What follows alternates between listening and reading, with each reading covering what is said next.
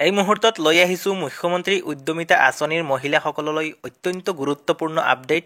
মুখ্যমন্ত্ৰী উদ্যমিতা আঁচনিৰ মহিলাসকলৰ ইতিমধ্যে বহুতো ফৰ্ম ৰিজেক্ট কৰা হৈছে, কিয়নো বহুতৰ বিজনেছ প্লান ফৰ্মখন সঠিকভাৱে ফিল আপ কৰিব পৰা নাই। গতিকে বহুতো ফৰ্ম ইতিমধ্যে ৰিজেক্ট কৰি দিয়া হৈছে। গতিকে আজিৰ এই ভিডিঅ'টোৰ মাধ্যমত আমি আপোনালোকক বিজনেছ প্লান ফৰ্মখন ফিল আপ কৰি দেখুৱাম আৰু লগতে জনাই দিম উদ্যমিতা আঁচনিৰ ফৰ্মখন কেতিয়া জমা দিব লাগিব।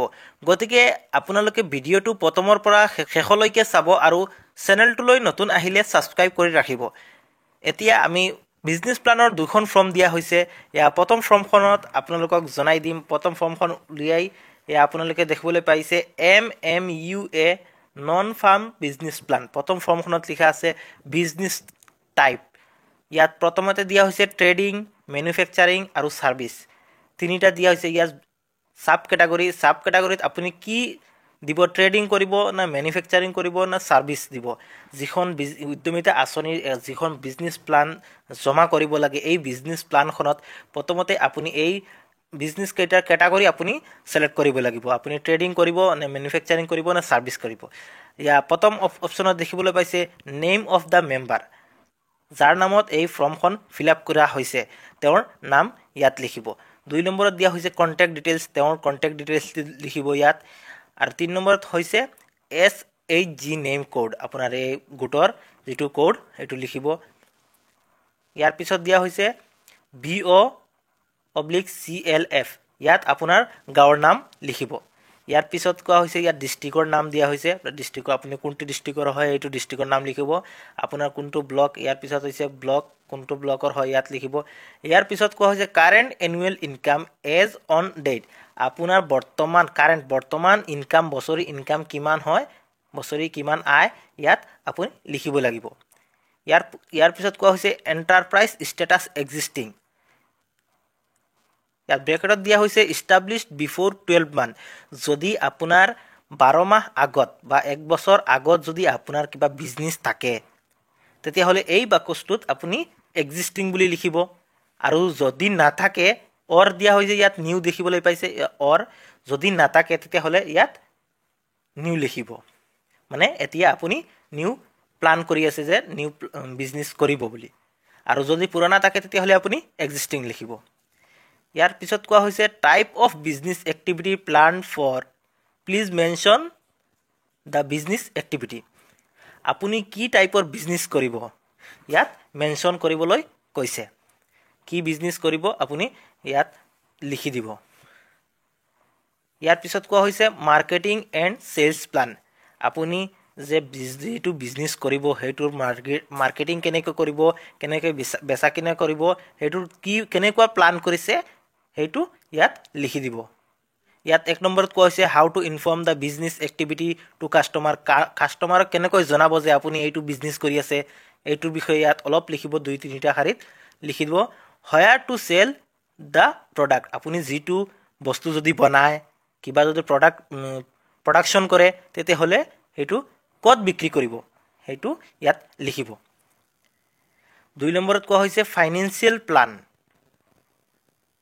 আপোনাৰ ইয়াত কোৱা হৈছে projected business plan for 3 years, 3 বছৰৰ কাৰণে আপুনি ফাইনেন্সিয়েল প্লান বনাব লাগিব। ইয়াত ফাইনেন্সিয়েল প্লান কেনেকুৱা হ'ব, ইয়াত প্ৰথমতে দিয়া হৈছে অ'ন ফাণ্ড, আপুনি নিজৰ কিমান টকা প্ৰথম বছৰত লগাব ইয়াত দিব লাগিব। 2 নম্বৰত কোৱা হৈছে MMUA, আপুনি চৰকাৰৰ ফালৰ পৰা যি 10,000 টকা লাভ কৰিব। ইয়াত দ্বিতীয়তে দিয়া হৈছে বেংক লোনৰ পৰা যদি আপুনি লয় তেতিয়াহ'লে ইয়াত দিব। আদাৰ্ছ ছাবচিডি কিবা থাকে যদি ইয়াত দিব। টোটেল কিমান হৈছে, টোটেলটো ইয়াত অপশ্যন যিটো ইয়াত টোটেল কৰি লিখি দিব। 2 বছৰৰ ইয়াৰ 2, ইয়াৰ 3, এই সকলোখিনি আপোনাৰ যেনেকুৱা প্লান আছে এই প্লান মতে আপুনি লিখিব। দ্বিতীয়তে কোৱা হৈছে বি নম্বৰ কোৱা হৈছে এক্সপেন্সেছ, আপোনাৰ খৰচ যিটো। যদি কিবা এটা বিজনেছ আৰম্ভ কৰে তেতিয়াহ'লে আপোনাৰ নিশ্চয় খৰচ হ'ব। ইয়াত ফিক্সড কেপিটেল, কিবা মেচিনাৰী ল'ব লাগিব, ঘৰ বনাব লাগিব। কিবা যদি প্ৰডাকশ্যনৰ মানে বিজনেছ প্লান কৰি আছে তেতিয়াহ'লে বহুত মেচিন নিব লাগিব। সেই সকলোখিনি খৰচ, এক্সপেন্সেছ মানে আপোনাৰ খৰচ যিখিনি আছে সেইখিনি আপুনি ইয়াত লিখিব।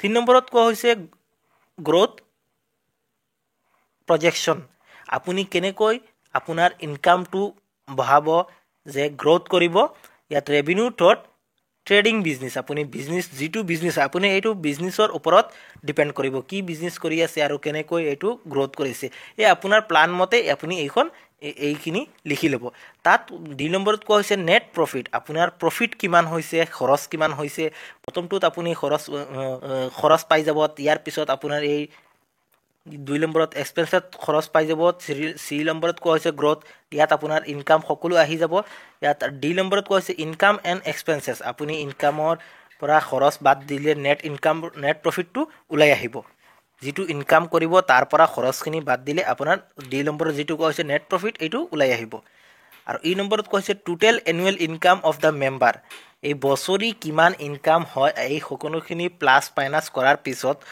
টোটেল বছৰত কিমান ইনকাম হয় আৰু ই নম্বৰত লিখিব আৰু ইয়াত কোৱা হৈছে সাবমিটেড বাই ই নম্বৰৰ তলত কোৱা হৈছে সাবমিটেড বাই যাৰ নামত আবেদন কৰি আছে তেওঁৰ নামটো ইয়াত লিখিব নেম অফ দ্য মেম্বাৰ তেওঁৰ নাম ইয়াত লিখিব কন্টেক্ট নম্বৰটো লিখিব আৰু ৰিমাৰ্কছখিনি লিখি দিব ইয়াত 2 নম্বৰ ফৰ্মখনত দিয়া হৈছে বিজনেছ প্লান আমিতো সকলো ডিটেইলছ লিখিলো গোটৰ ডিটেইলছ সকলোখিনি লিখাৰ পিছত এতিয়া বিজনেছ প্লান এই বিজনেছৰ বিষয়ে সকলো লিখিম নেম অফ দ্য এণ্টাৰপ্ৰেনিয়াৰ যাৰ নামত যোনে বিজনেছ প্লানটো কৰি আছে তেওঁৰ নাম লিখিব SHG MIS কোড আপোনাৰ গোটৰ যিটো MIS কোড আছে সেইটো 2 নম্বৰত বহাই দিব যিটো MIS কোড আছে আপোনাৰ গোটৰ মেম্বাৰক ক'লে সেইটো ক'ব আৰু ইয়াৰ পৰা লিখি ল'ব আপুনি ইয়াৰ 3 নম্বৰত কোৱা হৈছে কাৰেণ্ট ইকনমি এক্টিভিটি আপুনি বৰ্তমান কি কৰি আছে বৰ্তমান কিবা বিজনেছ কৰি আছে নেকি এই এক্টিভিটিটো আপুনি ইয়াত লিখি দিব ইয়াৰ পিছত কোৱা হৈছে কাৰেণ্ট ইনকাম বৰ্তমান আপোনাৰ ইনকাম আয় কিমান হয়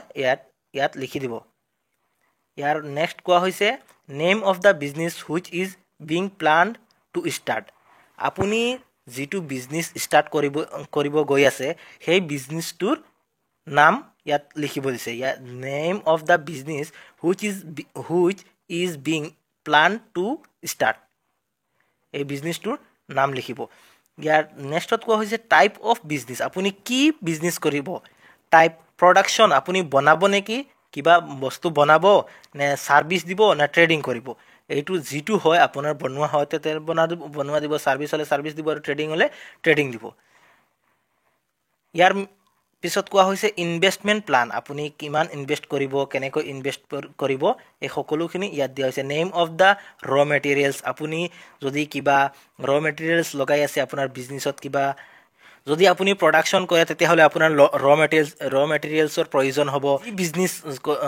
যি বিজনেছ কৰে যিটো প্ৰডাকশন কৰিব যিটো বস্তু বনাব যিটো বিজনেছৰ আইডিয়া লৈছে সেই বস্তুটো বনাওতে কিবাটো এটা ৰ মেটেৰিয়েলছ লাগিব আৰু মেচিন লাগিব ফাৰ্নিচাৰ লাগিব দোকান লাগিব ৰেন্ট আৰু লেবাৰ এই সকলোখিনিৰ নাম লিখিব ইউনিট কিমান জন লগাইছে যদি লেবাৰ কিমান জন লগাইছে ইয়াত কিমান হেতু ৰেট কিমান এটো তাত দিব প্ৰাইসত দিব ইউনিট কিমান জন লগাইছে টোটাল খৰচ এই সকলো আপুনি এইখন লিষ্টত ফিল আপ কৰি লব নেম অফ দা ৰ মেটেৰিয়েলছ ইয়াত সকলো লিখিব আৰু টোটালত ৰ মেটেৰিয়েলছত কিমান ইনভেষ্ট কৰিছে টোটাল ইনভেষ্টমেন্ট ইয়াত লিখিব ইউনিট ৰিকোয়াৰ্ড কিমান দৰকাৰ হৈছে সকলো লিখিব টোটাল কষ্ট ইয়াত টোটাল খৰচ কিমান হৈছে আৰু ফান্ড ডিটেইলছ কৰ পৰা টকা আহিছে কোনে দিছে সেলফ নে MMU এৰ পৰা গৈছে এই সকলো ইয়াত ফিল আপ কৰিব ইয়াৰ পিছত কোৱা হৈছে মাৰ্কেটিং এণ্ড সেলছ প্লান আপুনি মাৰ্কেটিং কেনেকৈ কৰিছে আৰু সেলছ কেনেকৈ কৰিছে প্ৰডাকশন মানে কিমান প্ৰডাকশন কৰিছে সেলছ কিমান কৰিছে ইয়াত এই দুইটাত ফিল আপ কৰি দিব ইয়াৰ পিছত কোৱা হৈছে একসেপ্টেড এডিশনাল ইনকাম পাৰ ইয়াৰ যদি আপুনি ভাবে আপোনাৰ এই বছৰটোত এডিশনাল ইনকাম হ'ব যদি এনেকুৱা ভাবিছে তেতিয়ালে ইয়াত এটো ইনকাম কিমান হৈছে ইয়াত লিখি দিব ইয়াৰ পিছত কোৱা হৈছে সাবমিটেড বাই জনে সাবমিট কৰিব তেওঁৰ নাম ইয়াৰ ৰাইট সাইডত আছে ভেৰিফাইড বাই হেতু অফিসে signature of the block coordinator ব্লকৰ মানুহে লিখিব ইমানখিনি ফিল আপ কৰাৰ পিছত আপুনি ইয়াত এপ্ৰুভ আৰু ৰিজেক্ট কমেন্টছ ইয়াটো অফিসৰ কাম এটো আপুনি লিখিব না লাগে ইয়াত সাবমিটেড বাই অকল ইয়াত সিগনেচাৰ কৰি আপোনালোকে ফৰ্মখন জমা দিব আৰু এই ফৰ্মখন কেতিয়া জমা দিব ইতিমধ্যে মুখ্যমন্ত্ৰীৰ তৰফৰ পৰা এই তাৰিখ খিনি জনাই দিয়া হৈছে 3, 4 আৰু 5 মাৰ্চৰ ভিতৰত জমা দিব লাগিব এই ফৰ্মখন আৰু এই ফৰ্মখন জমা দিয়াৰ লগে লগে আপোনাৰ একাউণ্টত পোনে 10,000 টকা সোমাই দিয়া হ'ব আৰু মহিলা উদ্যমিতা আঁচনিক লৈ এইটো ডাঙৰ ঘোষণা কৰিছে আৰু প্ৰতিগৰাকী মহিলাই 10,000 টকা লাভ কৰিব আৰু 3, 4 আৰু 5 মাৰ্চৰ ভিতৰত পূৰণ কৰি এই ফৰ্মখন জমা দিব লাগিব আৰু লগতে কৈছে যে 10,000 টকা সফলতাৰে ব্যৱহাৰ যদি কৰে মহিলাসকলক পুনৰ 25,000 টকাকৈ দিয়া হ'ব আৰু এই 25,000 টকাৰ 12,500 টকা দিব চৰকাৰে আৰু 12,500 টকা এই 12,500 টকা উভতাই দিব লাগিব আৰু 12,500 টকা দিব এই 12,500 টকা পুনৰ উভতাই দিব লাগিব আৰু মহিলা উদ্যমিতা আঁচনিক লৈ এই ডাঙৰ ঘোষণাটো কৰিছে ৰাজ্যৰ মুখ্যমন্ত্ৰীগৰাকীয়ে আৰু প্ৰতিগৰাকী মহিলাই পোনে 10,000 টকা বেংকত লাভ কৰিব যেতিয়া এই ফৰ্মখন আপোনালোকে জমা দিব ইয়াৰ লগে লগে আপোনালোকে এই ফৰ্মখন লাভ কৰিব আৰু 3, 4 আৰু 5 মাৰ্চৰ ভিতৰত এই তিনিটা তাৰিখ মনত ৰাখিব 3, 4 আৰু 5 এই 3 দিনৰ ভিতৰত আপোনালোকে ফৰ্মখন আপোনাৰ নিজ পঞ্চায়তত গাঁও পঞ্চায়তত আপোনালোকে জমা দিব লাগিব আৰু যদি ভিডিঅ'টো ভাল পাইছে তেতিয়াহ'লে আপোনালোকে ভিডিঅ'টো লাইক কৰি দিব চেনেলটোলৈ নতুন আহিলে চেনেলটো ছাবস্ক্ৰাইব কৰিবলৈ নাপাহৰিব